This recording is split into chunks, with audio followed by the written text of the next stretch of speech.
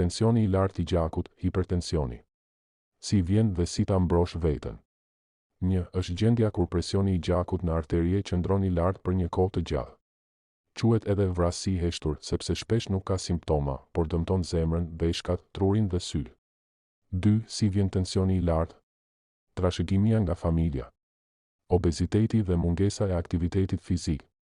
Ushqimi i pasur me krip dhe yndyrna. Pirja e duhanit dhe alkoolit. Stresi i përditshëm. Mungesa e gjumit të thellë dhe të qetë. Mosha, sa më i madh, aq më i rrezikuar. 3. Shenjat e mundshme, por shpesh mungojnë. Dhimbje koke, veçanërisht në mëngjes. Marramendje ose ndjesë rëndese në kokë. Zhurma në vesh. Probleme me shikimin. Rrahje të forta ose të shpejta të zemrës. Ndjesi tensioni ose ngërçi në qafë. 4. Ushqime që e nxisin tensionin. Kripa e tepërt, sidomos në ushqime të përpunuara.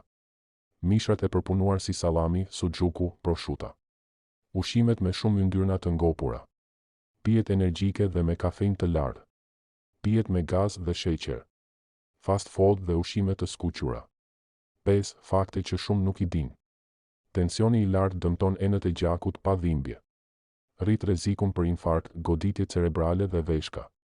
Fëmijët dhe të rinjt gjithashtu mund të kenë hipertension. Lodhja kronike dhe pagjumësia ndikojnë drejt për drejt. Shumë njerëz nuk e dinë që e kanë, derisa ndodh diçka e rëndë. 6. Nga çfarë të ruhesh? Kontrollo tensionin të paktën një herë në muaj, edhe nëse ndihesh mirë. Shmang konsumimin e kripës së tepërt, edhe në gjell. Lëviz çdo ditë, mos lejo trupin të qëndrojë pa ushtrime. Ruaj peshën e shëndetshme. Mos përdor kafe, duhan dhe alkool në mënyrë të shpesh. Menaxho stresin, është një armik i heshtur. 7. Këshilla parandaluese.